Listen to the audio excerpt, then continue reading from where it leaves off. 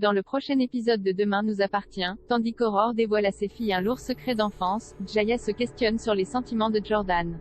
En parallèle, Mona embrasse Victor. Attention, les paragraphes qui suivent contiennent des spoilers sur l'épisode de Demain nous appartient diffusé demain soir sur TF1. Si vous ne voulez rien savoir, ne lisez pas ce qui suit. Mercredi 29 décembre dans Demain nous appartient.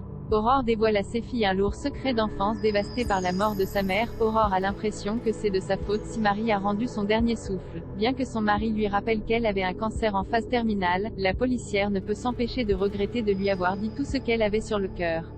William, qui est certain que sa belle-mère a su faire la part des choses, précise que tout ce qui compte, c'est qu'elle ait été auprès d'elle jusqu'au bout.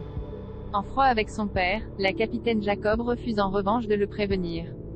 Pendant ce temps, la police poursuit son enquête sur le vol des tableaux. En effet, au moins 3 autres cambriolages du même type ont été recensés par la gendarmerie de Clermont-Lérault. À chaque fois, le voleur a laissé sa signature.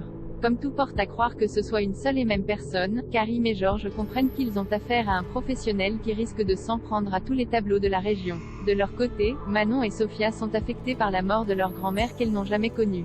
Extrêmement touchées par la situation familiale de leur mère, les deux jeunes femmes se promettent d'être toujours là l'une pour l'autre quoi qu'il arrive. Plus tard, Aurore sort d'un rendez-vous éprouvant chez le notaire. En effet, Marie avait prévu ses obsèques dans les moindres détails et la policière a été particulièrement touchée d'apprendre qu'elle souhaitait être inhumée à Sète pour rester auprès d'elle. En rentrant, Aurore déballe les affaires personnelles de sa mère qu'elle a récupérées à l'hôpital. En tombant sur une photo d'elle et Zoé, elle décide de raconter à ses filles ce qu'il s'est passé dans leur famille. À l'âge de 15 ans, Zoé a rencontré un homme d'une trentaine d'années qui avait fait de la prison. Voyant cette relation d'un très mauvais œil, Pierre, leur père, a exigé que Zoé le quitte mais celle-ci était folle amoureuse. Père et fille se sont alors disputés pendant des semaines jusqu'au jour où Pierre a giflé Zoé de toutes ses forces. Cette dernière s'est ensuite enfermée dans sa chambre pendant 3 jours avant de fuguer. Comme elle était mineure, il y a eu une enquête mais la police ne l'a jamais retrouvée. Depuis lors, Aurore n'a jamais revu sa sœur. 3 ans durant, Aurore a attendu que le téléphone en vain. Et puis un jour, Marie a reçu un appel de Zoé, devenue majeure, qui indiquait qu'elle ne reviendrait plus. Aurore a donc lâché ses études en psychologie pour rentrer dans la police dans l'espoir de retrouver sa petite sœur. Et bien qu'elle ait aujourd'hui 20 ans de métier derrière elle, elle n'a encore jamais réussi. Dans l'après-midi, Pierre débarque chez sa fille mais cette dernière lui claque la porte au nez. La nuit tombée, Christelle se réveille et tombe nez à nez avec le voleur. Paniquée, elle appelle Sylvain à l'aide. Jaya se questionne sur les sentiments de Jordan. Stressée à l'idée de lui présenter son petit ami, Jaya prévient son frère que Jordan peut être un peu particulier au premier abord mais Lilian se montre rassurée. Si l'adolescent a survécu à Angie, leur rencontre ne peut que bien se passer. En arrivant sur place, le fils Roussel brise rapidement la glace en parlant football. Par la suite, Lilian déclare qu'ils forment un beau couple même s'il n'imaginait pas sa sœur avec ce genre d'homme. Cependant, en voyant les étoiles dans ses yeux, il comprend qu'elle est amoureuse. Mais Jaya doute des sentiments de Jordan, d'autant plus qu'il ne lui a pas encore dit qu'il l'aimait. Elle se confie alors à Angie qui pense qu'il est trop timide pour lui faire part de ses sentiments ou bien qu'il n'est pas aussi amoureux qu'il le prétend.